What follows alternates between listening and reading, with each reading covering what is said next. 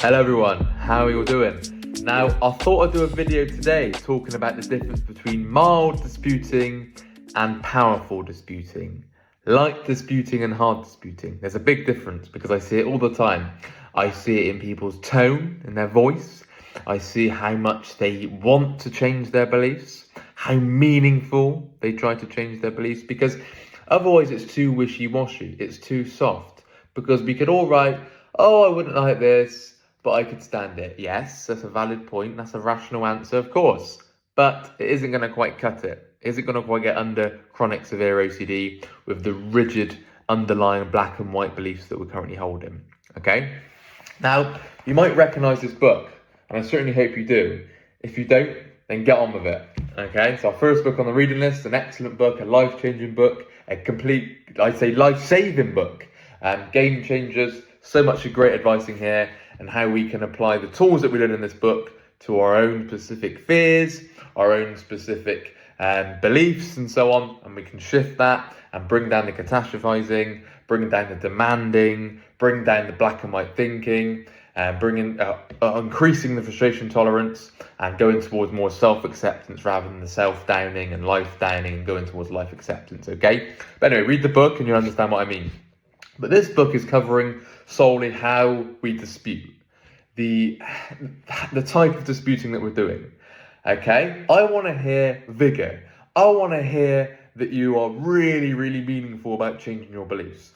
I want to hear that you are vigorously disputing and you are powerfully trying to change something. Okay? I don't want to hear any mild, soft, wishy-washy disputing because I ain't going to cut it. I want to give you some examples, okay? So this is quoted from the book, page 130 in the first book on our reading list, How to Stubbornly Refuse. Okay? So quote, if I make very little money all my life, I can still get by. Yes, that is rational. That's a rational answer. That's a rational dispute. That's a rational belief, right? But it's very mild. It's not deep enough. Ain't going to cut it, I'm afraid. Okay? How can we keep it rational, but use a powerful way of disputing? Okay, quote, if I make very little money all my life, I can not only get by, but somehow manage to have a damn good time. Money is important, but it clearly isn't everything. So it's the tone of the voice. It's how you're saying it. It's how much you mean it. How much you genuinely want to change your belief. Are you just doing it as a tick box exercise? Are you just doing it like you're reading out a script? Oh, if I write this and my beliefs will change, done. Forget about it. No, okay? You've got to really think, how can you get under these fears? How can you be proactive and think of your fears and your beliefs and change them and look at them in a different angle, view them in a different way, okay? Just the soft wishy-washy, tiptoeing around the core fear ain't quite going to cut it. I'm sorry to break your heart, but that is the very truth. Very honest, brutal truth as well, okay? Let me give you another example of mild disputing. It would be pretty inconvenient to make little money all my life, but it wouldn't be the end of the world. Now that's a good one because that is exactly how I started disputing. Just saying it wouldn't be the end of the world. Oh, I could cope, but it wouldn't be that bad. Well, it ain't gonna cut it. Okay, you've got to go a lot deeper. How? Quote, it will be damned inconvenient and a damn nuisance to make little money all my goddamn life. But in one way or another, I will work my ass off to make more. And if I somehow don't succeed, I will merely reduce and try all I can to reduce my expenses and be one of the happiest people alive who lives on very little. I will aim for that regardless. Okay, so you're much more determined. You're willing to go for it regardless of how much money you earn, all the inconveniences in life, what job you've got. You're determined to try and be happy and to try and enjoy many things and to try and hit your goals and achieve your goals and hit your targets and so on. So you're meaning it. You're being more powerful. You're being more genuine with your disputing. You're not just writing it soft, wishy-washy. Oh yeah, done. Tick box exercise done. I'll think about it next week. No. Okay? It's the same with when you read the books on our reading list. And this is book number 1. Okay? But all the other books, and I remember seeing the reading list for the first time thinking, oh, if I just skim through them, if I just fly through them, that's sorted. All done. Happy days. I'll be recovered. I wish it was that simple. It really, really isn't. The books aren't on there just to read and then it's some magic fix and then you're done. You don't open the book and there's a key and you go like, hey, done, yeah, I'm all sorted. No, okay?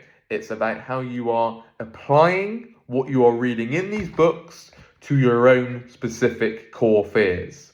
Okay, how it relates to you and your OCD suffering. Because remember, when you are triggered by something, what does it boil down to? When you are stuck with OCD, when you are chronically suffering with guilt and anxiety and shame and panic and all the anxiety symptoms and all the sensations, what does it all boil down to? What is the underlying core fear? What does it always link back to? Usually fears of rejection, fears of being stuck forever, fear of doing something wrong, fear of going to jail, fear of never getting better, fear of harming someone, fear of being sort of responsible or causing your own death, that kind of thing. Like, you get all these kind of different fears, okay? So think what it always links back to.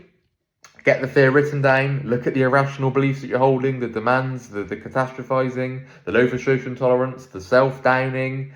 Look how all that relates to the fear and rip it apart with this vigorous disputing. I want to hear vigor. I want to hear power. I want to hear oomph. I want to hear passion behind the disputing. Not just the crap, mild, soft, wishy-washy, tiptoeing, avoiding the problem, not getting into the root fear. I don't want to hear that. Okay? You might as well be reading me out anything. I want to hear that you mean it and that you want to change beliefs. So important. Okay. Next one. Quote, if I fail this test and make less money for the rest of my life, I'll only be a person who failed but not a rotten worm. Great, rational answer. If you were doing that in one call, amazing. If you were saying on one coaching call and you write that down, I'd say brilliant, that's good. But it's mild. Let's take it up a notch. Let's take it up a gear. And how are we going to do that? Quote from the book. No matter how many tests I fail or how little money I make in life, I am never a worm or a total incompetent person. I am and will always be a fallible human being. But I can always fully accept myself and look for every possible pleasure in life, no matter how bad I act in certain respects. I am I. Just because I am alive and am myself, I always deserve to have the best time I can have during my lifetime. Now, how the hell do I manage to have that good time?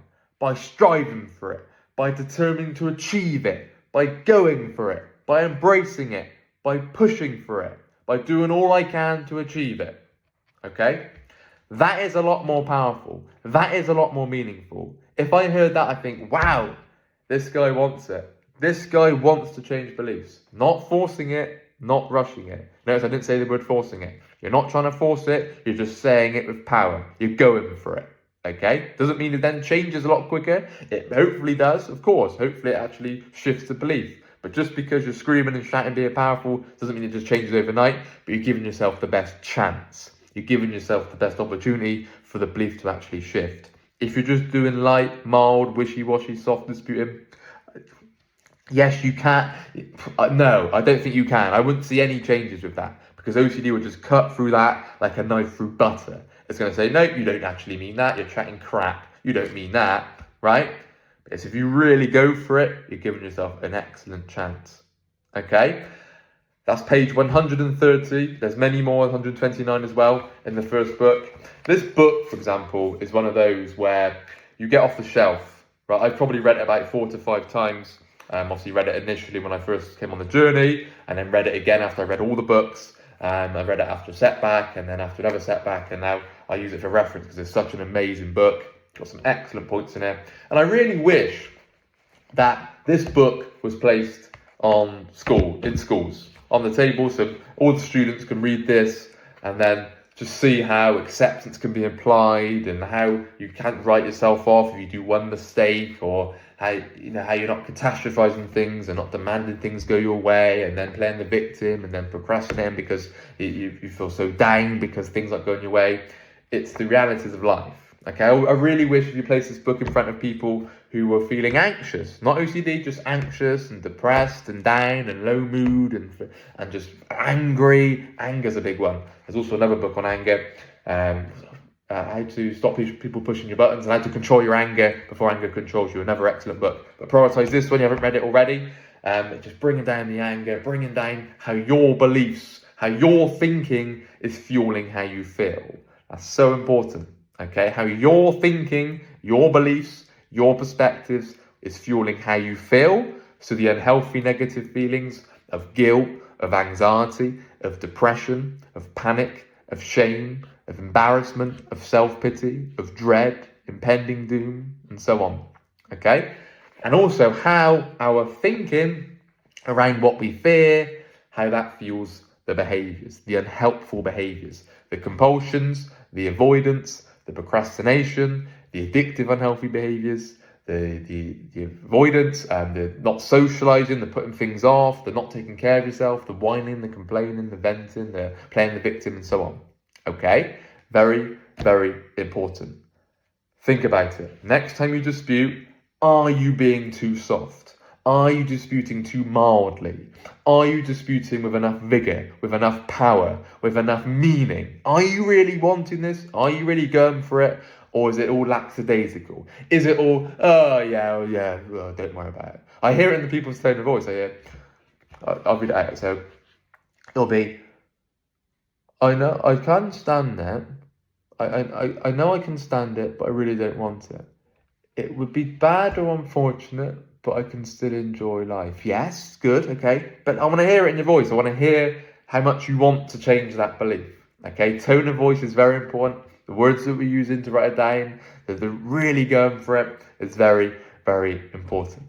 Okay, trust me. In the first couple of years of my journey, it was like reading out a script. If you read my disputing, it was like reading out a script. It was like just that two-liners, just answering, or even a one-liner at times, just answering a one-liner, or a rational belief, and then just going on to the next one, rational belief. And I was there wondering why aren't my beliefs changing? And I had to ask myself, well, why? Why can I stand it? Why wouldn't it be the worst thing ever? Why am I catastrophizing this? Why would that be awful? Can I really not stand that? Is it really awful? Where is the evidence to support this? Where is the evidence to support my rational demand? Am I really bad? Am I a really worthless person? Is life really not worthwhile? Is life meaningless if I don't achieve this, if I don't do that, if I've done that in the past? Is life really not worthwhile? Okay, so important points to think about, very important points. And if you need help with this, which I think you will, because not many people can just do this by themselves and just write it down and go on with it, I'd recommend getting in touch for one-to-one calls, because we can look at your specific fears, the fears holding you back, the irrational beliefs keeping you stuck, and look to break them down together.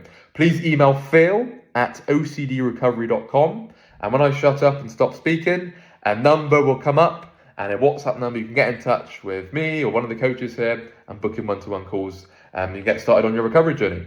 Anyway, you take care, and we'll speak again. Bye-bye.